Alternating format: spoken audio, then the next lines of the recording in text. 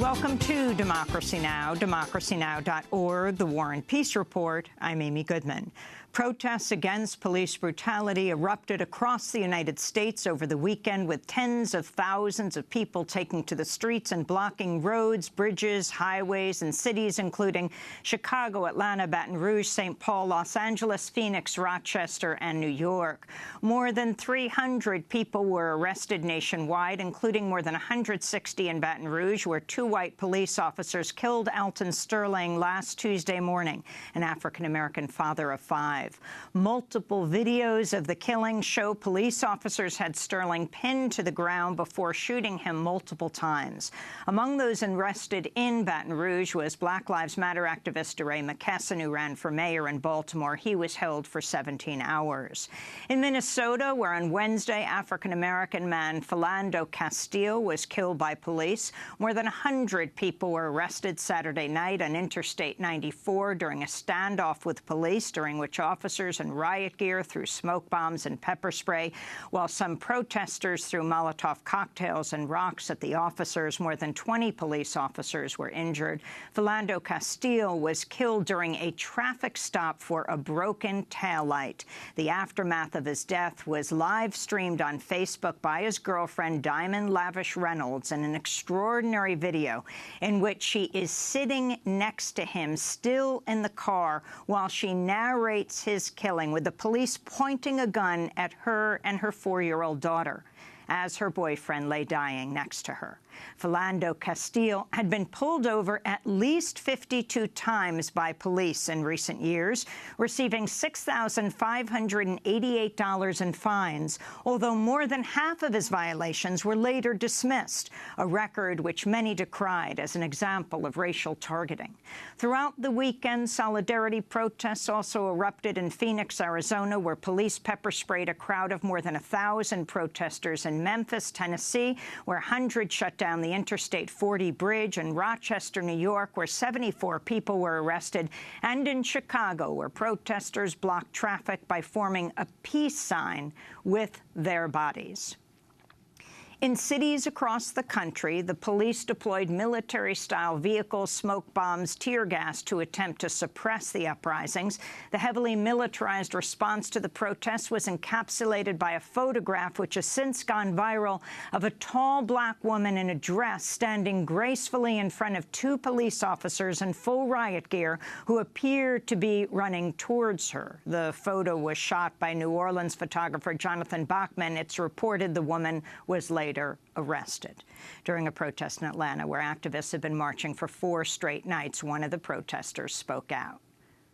And it's so beautiful to see my people and so many other people in different races coming together and making a stance and saying, you know what, we're tired of it. So let's move. Let's do something. Let's change. Today is the change. Now is a change. You are the change. We are all the change. We are history. We are the future.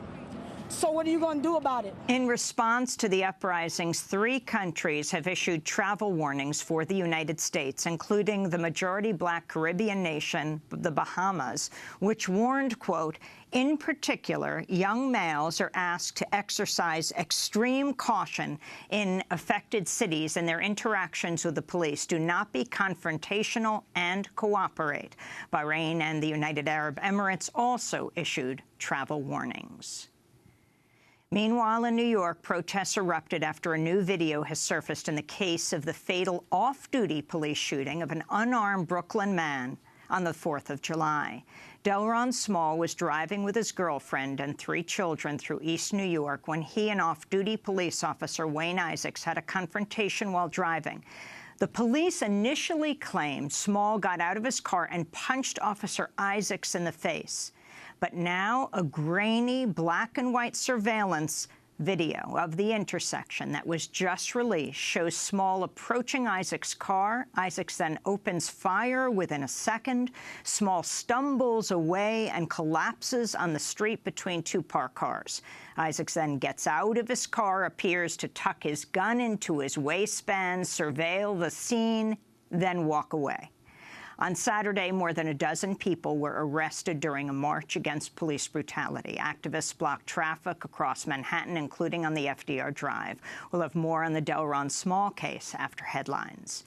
A series of high-profile entertainers and athletes have spoken out against police brutality in support of the Black Lives Matter movement, including Beyoncé, Stevie Wonder, and tennis star Serena Williams, who said, quote, "To those of you involved in equality movements like Black Lives Matter, I say this, keep it up. We've been through so much for so many centuries, and we shall overcome this too," she said. Williams won her 22nd Grand Slam tournament in tennis when she won Wimbledon on Saturday. The nationwide protests come as President Obama is cutting short his trip to Spain to fly back to the United States, expected to speak at a memorial service in Dallas on Tuesday. This comes as new details have emerged about the shooting spree in Dallas, during which a sniper opened fire at the end of an anti-police brutality march on Thursday night. The sniper killed 5 police officers, wounding 7 more. On Friday, Dallas police identified the gunman as 25-year-old African-American Micah Xavier Johnson of Mesquite, Texas, which is just north of Dallas. Johnson was an Army veteran who served in Afghanistan in 2014. About 6 months into his tour, he was accused of sexually harassing a female soldier, was sent back to the United States by the Army. He also had a restraining order placed against him. Dallas police say Johnson told them during the standoff he was acting alone, was not part of any group, and wanted to kill white police officers. Authorities say they killed Johnson by detonating a bomb-equipped robot, which is sparking questions. This is suspected to be the first time police have killed a suspect using a bomb robot in the United States. A handful of former politicians and pro-police groups have lashed out against President Obama and the Black Lives Matter movement in the wake of the Dallas shootings.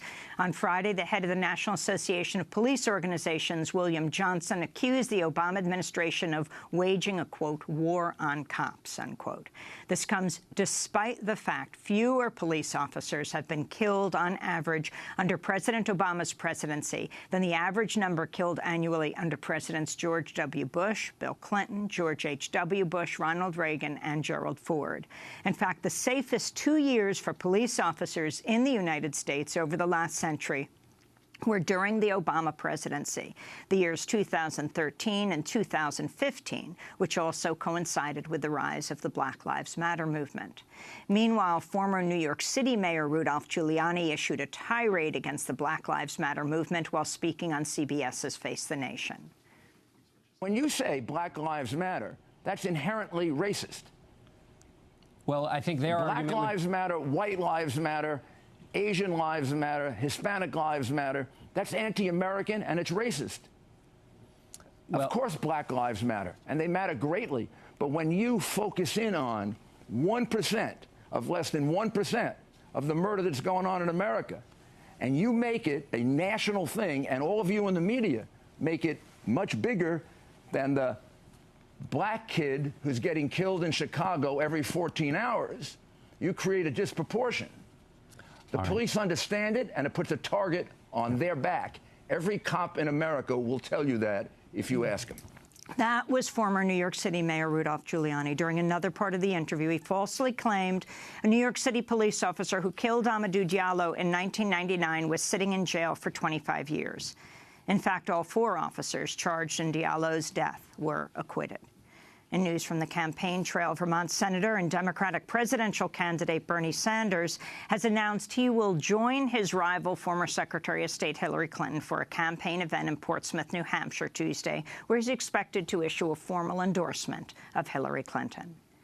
A half-dozen women have spoken out about being sexually harassed by Fox News chairman Roger Ailes. This comes only days after former Fox News host Gretchen Carlson sued Ailes for sexual harassment, saying he made repeated advances towards her. Carlson also says when she rejected those advances, Ailes retaliated against her by cutting her salary, curtailing her airtime, then refusing to renew her contract. One of the 6 women to speak with New York Magazine says she was 16 when Roger Ailes brought her into his office, locked the door, then pulled down his pants. When she refused to perform oral sex, she says he chased her around the office until finally allowing her to leave the room. In news from Britain, former Prime Minister Tony Blair could be barred from future public office in the United Kingdom. Members of the British Parliament are hoping this week to vote on whether Blair deceived the British Parliament in order to go to war with Iraq. The move for a contempt vote comes after the release of the Chilcot report, which blames Tony Blair for deliberately exaggerating the threat posed by Saddam Hussein in the lead-up to the Iraq War. The International Criminal Court is also considering proceedings against British soldiers accused of torturing Iraqi prisoners in 2003. This comes as the Pentagon has announced it carried out 10 strikes in Iraq and 13 strikes in Syria over the weekend. U.S. Defense Secretary Ashton Carter is in Iraq today. The family of an American journalist killed in Syria in 2012 has sued the Syrian government in U.S. federal court.